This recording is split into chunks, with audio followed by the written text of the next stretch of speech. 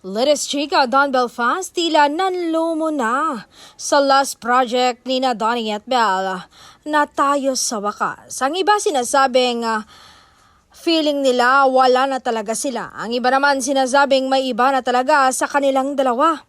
Wala na talagang spark and kilig. Talagang hiwalay na sila. Hirit pa nga ng isang netizen, they have matured, yes, but there's something more. There's something missing. I think hiwalay na talaga sila. Sila pala yung laman talaga ng blind item na 3 years nang hiwalay pero nananatiling magkaibigan.